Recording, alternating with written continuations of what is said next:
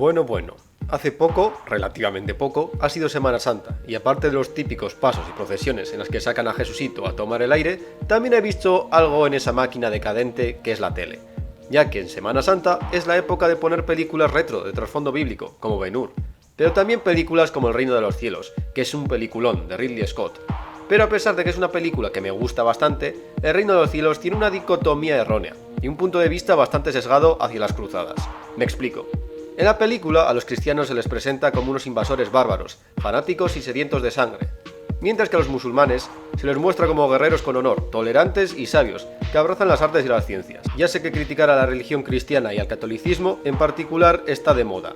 Yo mismo cuando era un puberto eti, que no tenía ni idea de cómo funcionaba el mundo, bueno, ni que ahora sea un sabio, pensaba que la religión era una estupidez, y era el primero en decir que se debería quemar el Vaticano y todas las iglesias. Afortunadamente maduré.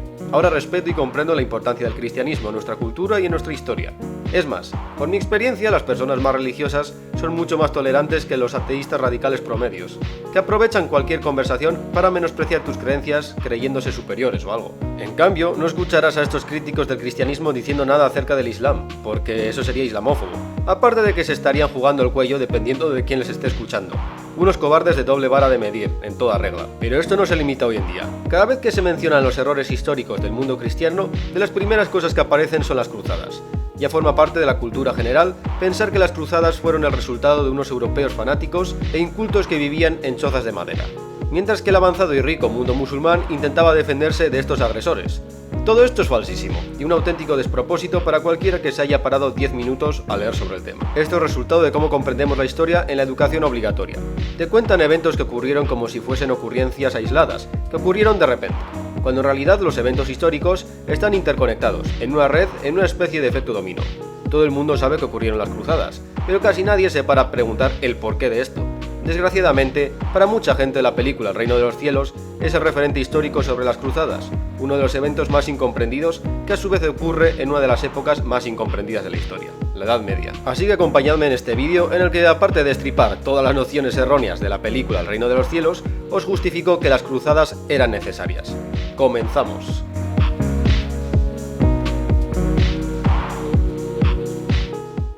Ya al comienzo de la película nos adelanta lo que va a ser esto.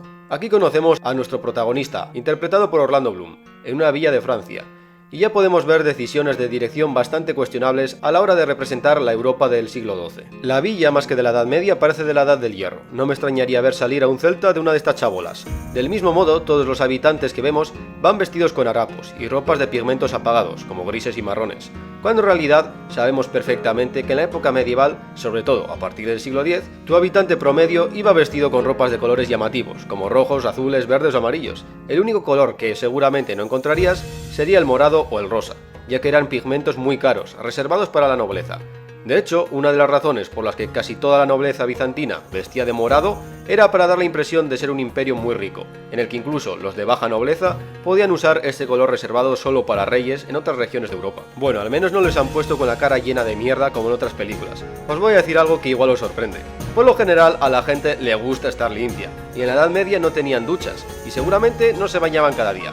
Pero sí tenían ríos, bañeras, y por lo general en las ciudades la gente iba a las casas de baños públicas, que existían desde la época clásica. Pero lo más significativo es un detalle que al principio puede pasar inadvertido, y es que han puesto un filtro azul a todas las escenas que se desarrollan en Francia. Y diréis, bueno, es invierno, seguramente quieren transmitir esa sensación de frío. Entonces os muestro Robin Hood, también del bueno de Ridley, o El Último Duelo, también de Ridley. Como veis, este filtro es omnipresente, cada vez que el señor Scott decide hacer una película sobre la Edad Media. ¿La razón? Transmitir que la Edad Media era una época de oscurantismo, la llamada Edad Oscura, Dark Ages en inglés. Esto es resultado de la cultura popular y la llamada fantasía medieval oscura. La Edad Media fue un periodo que duró 1000 años. No es lo mismo el siglo VII que el siglo XII. La mayoría de expertos sitúan la llamada Edad Oscura entre el siglo VI, después de la caída de Roma, y el siglo VIII.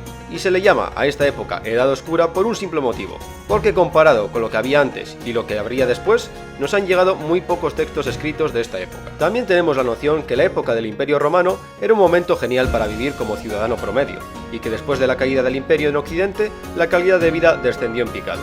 Nada más lejos de la realidad. Las nuevas técnicas agrarias mejoraron mucho la producción de alimentos, y el feudalismo, por raro que parezca, le daba muchas más libertades al ciudadano promedio. En la Edad Media también apareció una nueva clase social, los burgueses, algo que en Roma era impensable, o eras patricio, o eras plebeyo, o un esclavo. Ah, por cierto, en la Europa occidental la esclavitud fue prohibida a partir del siglo IX.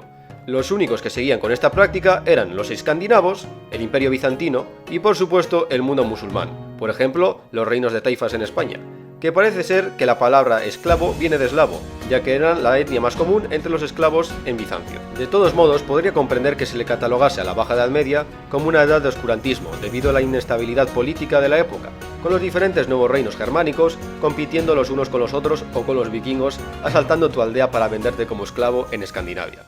Pero a partir del siglo X, en absoluto se puede catalogar la Edad Media como una edad oscura. De hecho, entre el siglo XI y XII se da lo que muchos historiadores llaman como el primer renacimiento, en el que hay un boom económico, cultural y científico en Europa. Porque esa es otra. ¿Cuántas veces habré oído lo de "imagínate lo avanzados que estaríamos ahora si la Iglesia no hubiese suprimido la ciencia y la filosofía"? Literalmente, la única que fomentaba la ciencia era la Iglesia Católica. Las primeras universidades aparecieron en esta época, literalmente al lado de las catedrales. La ciencia se veía como una forma de conocer mejor la creación, no como algo blasfemo. Bueno, después de todo esto, comparemos lo que vemos cuando llega a Jerusalén. Saturación al máximo, colores vibrantes, gentes de cultura refinada. Y cuando nos presentan a guerreros musulmanes, nos los muestran como gentes de honor, caballerosos e ilustrados. Pero cuando nos muestran a los cruzados, solo vemos gente desgarbada, sin modales, cometiendo atrocidades y gritando como fanáticos. Menudo panfleto propagandístico, ¿verdad? Quiero decir, vale que el mundo islámico fuese muy rico en cuanto a filosofía, ciencias, arquitectura, pero esta gente también tenía harenes con esclavas sexuales y caravanas con miles de esclavos cruzando el desierto hacia la Meca. Pero no nos muestran nada de esto, ¿verdad? Irónicamente, la película se desarrolla a finales del siglo XII, ya llegando a la época de decadencia del mundo islámico. Pero ahora centrémonos. Y es que a pesar de lo que nos muestra el bueno de Ridley, las cruzadas estaban totalmente justificadas, si observamos lo que está ocurriendo y lo que ocurrió a principios de la Edad Media. Antes de nada decir que hubo 8 cruzadas, pero las más importantes fueron las primeras 4. Continuemos. Cuando imaginamos Oriente Medio y el norte de África, lo primero que se nos viene a la mente es la palabra Islam. Pero esto no siempre fue así. De hecho, dentro de las religiones monoteístas, el Islam es la más joven de todas. Lo de Mahoma y todo eso ocurrió en el siglo VII. Y antes de esto, Oriente Medio y África eran regiones predominantemente cristianas, debido a que era parte del Imperio Romano, aunque también tenías grupos de judíos y religiones politeístas. En cuanto a imperios, en la Baja Edad Media tenías 2 superpotencias en Oriente Medio, el Imperio Bizantino cristiano y en lo que hoy es en día Irán, los sasánidas, que también tenían otra religión, el zoroastrismo. Pero entonces, ¿cómo se convirtieron todas estas regiones al Islam? ¿Los árabes mandaron predicadores como hicieron con los cristianos en Europa para convertir a los paganos? No. 2 palabras, sangre y acero. Los bizantinos y sasánidas estaban demasiado ocupados luchando entre ellos sin darse cuenta del gran peligro que se estaba fraguando en la península arábiga. Y bueno, fueron conquistados. La peor parte se la llevaron los sasánidas, que fueron prácticamente aniquilados, y la religión del zoroastrismo totalmente eliminada en Oriente Medio. El Imperio bizantino consiguió aguantar la marea de los ejércitos árabes, pero quedó muy debilitado.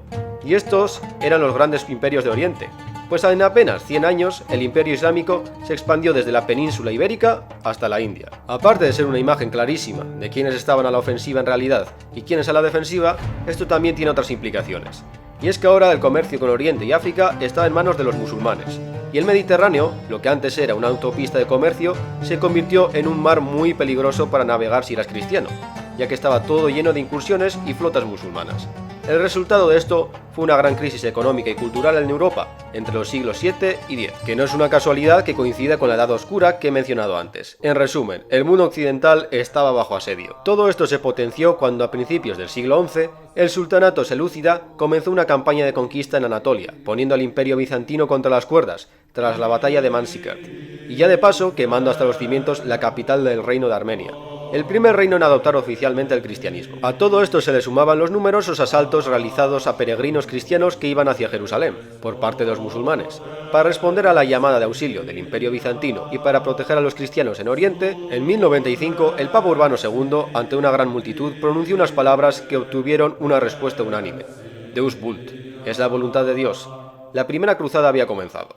Lo más increíble es que tienes documentales como este, en que ponen el discurso de Urbano II y la declaración de la primera cruzada como algo terrible, cuando era una respuesta totalmente lógica a un peligro terrible. It is one of the most shameful undertakings ever embarked upon. by our species. En resumen, las cruzadas no fueron causadas por un grupo de europeos fanáticos expansionistas, sino que fue una respuesta a un grupo de musulmanes fanáticos expansionistas. La primera cruzada fue un rotundo éxito. Un grupo bastante desorganizado de nobles, caballeros, mercenarios y plebeyos de todos los rincones de Europa y de todas las clases sociales derrotó a los selúcidas y se crearon los llamados reinos cruzados. El más importante, sin duda, el de Jerusalén, donde se desarrolla la historia del reino de los cielos. Esto también es un dato curioso de las cruzadas. No era una declaración de guerra de un reino hacia otro, sino que cualquiera podía unirse a la causa, ya fuese el más poderoso de los reyes o el más pobre de los plebeyos. Eran bienvenidos.